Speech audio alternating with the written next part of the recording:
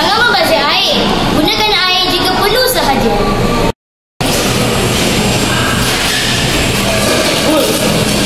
Ada air.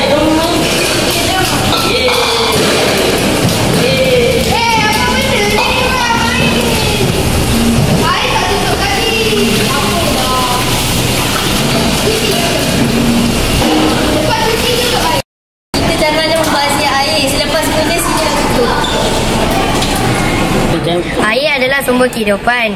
Jangan biar air mengalir tanpa tujuan. Mulakan misi jimat air dari dapur kita sendiri. Niat dan berharapan.